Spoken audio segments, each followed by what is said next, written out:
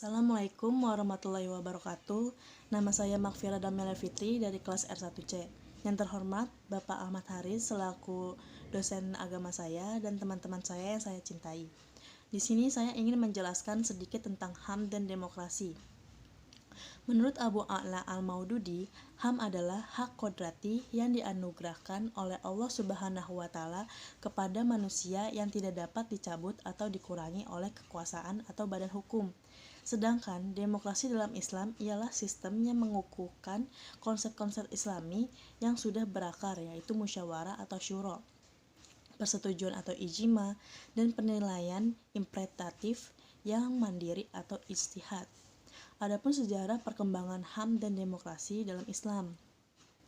Sejarah mencatat bahwa Musyawarah Nasional Alim Ulama yang digelar Nahdlatul Ulama pada 17-20 November 1997 di Nusa Tenggara Barat menghasilkan sejumlah keputusan penting. Beberapa persoalan yang didiskusikan antara lain Nasbul Imam dan demokrasi, hak asasi manusia dalam Islam, dan kedudukan wanita dalam Islam.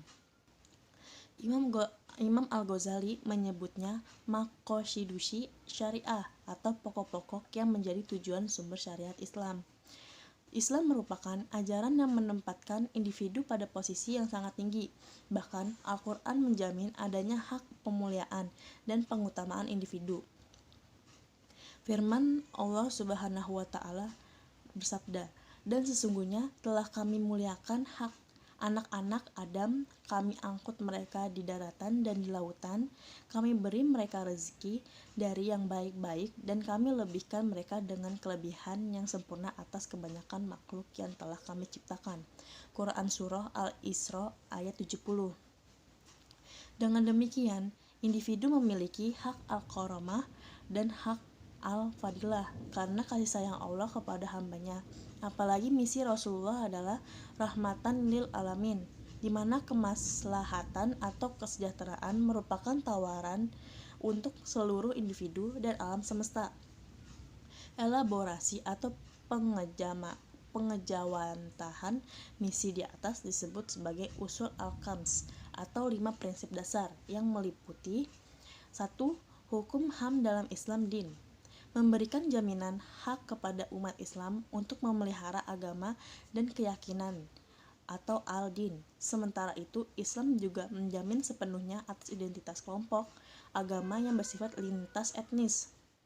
Oleh karena itu, Islam menjamin kebebasan beragama dan larangan adanya pemaksaan agama yang satu dengan agama lainnya.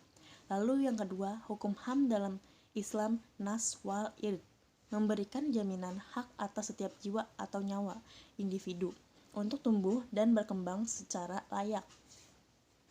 Dalam hal ini, Islam menuntut adanya keadilan, pemenuhan kebutuhan dasar atau hak atas penghidupan pekerjaan, hak kemerdekaan dan keselamatan, bebas dari penganiayaan dan kesewenang-wenangan.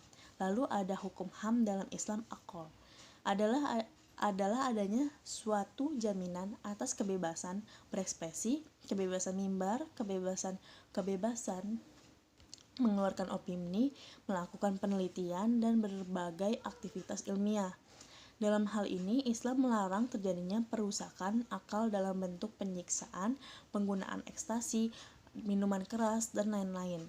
Lalu ada hukum HAM dalam Islam naso, merupakan jaminan atas kehidupan privasi setiap individu, perlindungan atas profesi atau pekerjaan, jaminan masa depan, keturunan, dan generasi penerus yang lebih baik dan berkualitas. Free sex atau zina, menurut syara homoseksual adalah perbuatan yang dilarang karena bertentangan dengan hifz al-nasl. Hukum HAM dalam Islam mal dimaksudkan sebagai jaminan atas pemilikan harta benda, properti, dan lain-lain, dan larangan adanya tindakan mengambil hak dari harta orang lain seperti mencuri, korupsi, monopoli, oligopoli, monopsoni, dan lain-lain. 5 prinsip dasar al-hukuk al-insaniyah tersebut sangatlah relevan dan bahkan seiring dengan prinsip-prinsip hak-hak asasi manusia dalam Islam atau HAM. Di samping itu, Islam sebagai agama tauhid datang untuk menegakkan kalimat la ilaha illallah, tiada Tuhan selain Allah. suatu keyakinan atau akidah yang secara transendental dengan menisipkan tuntutan ketaatan kepada segenap kekuasaan duniawi, serta segala perbuatan individu dengan berbagai macam jenis kelamin, status sosial, warna kulit, dan lain sebagainya. Keyakinan semacam ini jelas memberikan kesuburan bagi tumbuhnya penegakan HAM melalui suatu kekuasaan yang demokratis. Oleh karena itu, Munas Alim Ulama merekomendasikan kepada PBNU agar rumusan-rumusan HAM yang bersifat substansial ini menjadi sebuah konsep yang utuh untuk memperjuangkan terwujudnya al-hukuk al-insaniyah atau HAM secara aktif dan sungguh-sungguh di bumi Indonesia. Adapun perbedaan prinsip HAM dan demokrasi dalam Islam dan Barat.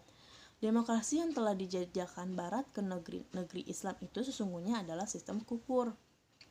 Tidak ada hubungannya dengan Islam, baik langsung maupun tidak langsung. Demokrasi bertentangan dengan hukum Islam dalam garis besar dan perinciannya, dalam sumber kemunculannya, akidah yang melahirkannya, atau asas yang mendasarinya, serta berbagai ide dan peraturan yang dibawanya. Adapun perbedaannya di sini ada berbagai aspek. Jika Barat itu antropsentrisme, yaitu paham bahwa manusia adalah spesies paling pusat dan penting daripada spesies hewan, atau penilaian kenyataan melalui sudut pandang manusia yang eksklusif. Lalu dalam agama Islam, yaitu teosentrisme, adalah yakin bahwa Allah adalah aspek utama untuk pengalaman berlawanan dengan antrosentrisme.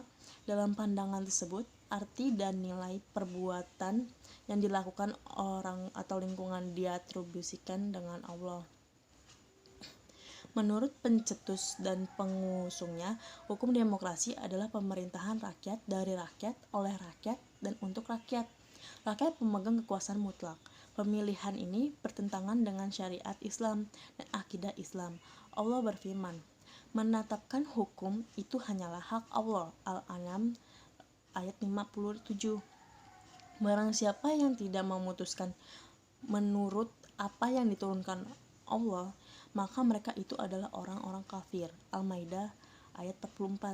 Maka demi Robmu, mereka pada hakikatnya tidak beriman, hingga mereka menjadikan kamu hakim terhadap perkara yang mereka perselisihkan. An-Nisa ayat 65. Dan dia tidak mengambil seorang pun menjadi sekutunya dalam menetapkan keputusan.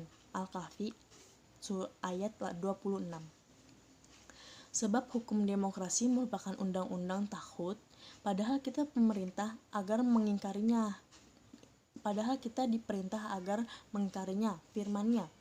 Oleh karena itu, barang siapa yang mengingkari taghut dan beriman kepada Allah, maka sesungguhnya ia telah berpegangan kepada buhul atau tali yang amat kuat yang tidak akan putus. Dan Allah Maha mendengar dan Maha mengetahui. Al-Baqarah ayat 256.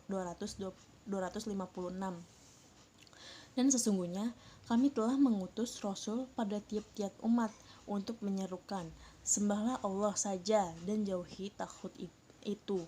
An-Nahl ayat 36. Apakah kamu tidak memperhatikan orang-orang yang diberi kebahagiaan dari Alkitab? Mereka percaya kepada jin dan taghut dan mengatakan kepada orang-orang kafir atau musyrik Mekah bahwa mereka itu lebih benar jalannya dari orang-orang yang beriman. An-Nisa surat ayat ke-51. Selain itu, demokrasi juga menyerukan kebebasan manusia secara menyeluruh dalam hal kebebasan beragama, kebebasan berpendapat, kebebasan kepemilikan, kebebasan bertingkah laku. Lalu hukum demokrasi berlawanan dengan Islam, tidak akan menyatu selamanya. Oleh karena itu, hanya ada dua pilihan, beriman kepada Allah dan berhukum kepada hukumnya, atau beriman kepada taghut dan berhukum dengan hukumnya. Setiap yang menyelisihi syariat Allah pasti berasal dari taghut. Sekian dari saya, hanya itu yang bisa saya sampaikan. Mohon kurang lebihnya mohon maaf. Wassalamualaikum warahmatullahi wabarakatuh.